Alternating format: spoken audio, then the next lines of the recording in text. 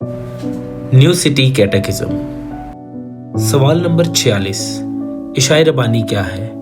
यीशु मसीह तमाम मसीहों को हुक्म देता है कि वो रोटी तोड़ें और एक प्याले में से शुक्रगुजारी के साथ खाएं और पिएं और यीशु मसीह के सलीब पे जान देने को याद करें। इशाए रबानी हम खुदा के हमारे दरमियान में आने की खुशी को याद करके मनाते हैं कि मसीह यीशु के आने के वसीला से हमारा खुदा के साथ मिलाप हुआ और एक दूसरे के साथ शिराकत। पाक इशा इस बात का भी इजहार है कि हम यीशु मसीह के साथ उसके बाप की बादशाही में खाएंगे और पिएंगे। सवाल नंबर 47, क्या इशाए रबानी मसीह के कफारा बख्श काम में मजीद कुछ शामिल करता है? नहीं, मसीह एक ही बार सबके वास्ते मुआ।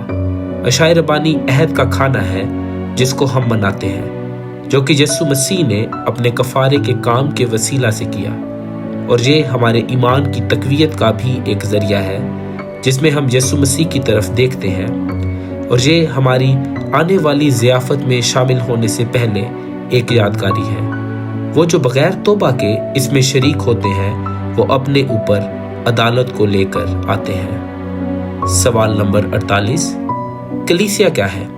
कलीसिया उन लोगों की जमात है जिनको खुदा ने अपने लिए अब्दी जिंदगी के वास्ते चुना और कायम किया, और जिनको ईमान के वसीला से जोड़ा, और जो कि खुदा से मोहब्बत करते और उसके पीछे चलते, उससे सीखते और बाहम मिल के उसकी परस्तिश करते हैं। खुदा इन बरगुज़ीदा लोगों को खुशखबरी की मुनादी के लिए भेजता है कि दुनिया को मसीह की आने वाली बादशाही को अपनी मोहब्बत और रफाकत के जरिया से दिखाएं। सवाल नंबर 49, यीशु मसीह अभी कहाँ है?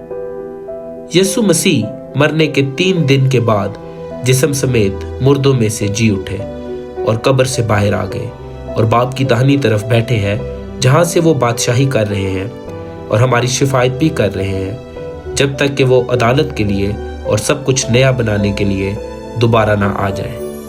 सवाल नंबर 50, मसीह यीशु के जी उठने का हमारे लिए क्या मतलब है?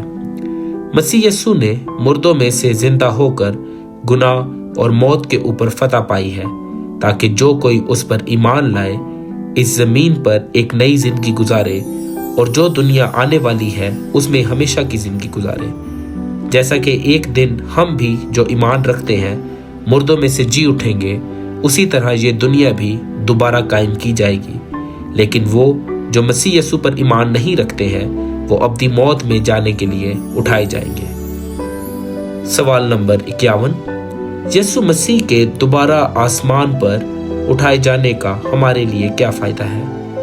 यीशु मसीह हमारी खातिर दोबारा आसमान पर उठाए गए, जैसा कि वो हमारी खातिर आसमान से जमीन पर आए थे, और अब जबकि वो आसमान पर हैं तो वो बाप के सामने हमारी मौजूदगी की वकालत कर रहे हैं और हमारे लिए जगह तैयार कर रहे हैं, और उन्होंने अपना रूह भी भेजा है।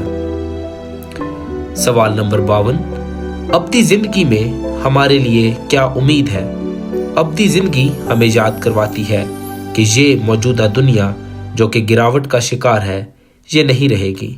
जल्द ही हम खुदा के साथ रहेंगे और उसकी जात से लुत्फानंदोज होंगे, उस नए शहर में हमेशा के लिए, जहां नया आसमान होगा और नई जमीन होगी, जहां हम मुकम्मल तौर पर और हमेशा के लिए गुनाह से आजाद होंगे और हमें नए जलाली बदन मिलेंगे और हम नई मखलूक होंगे जो कि गुनाह से पाक होगी।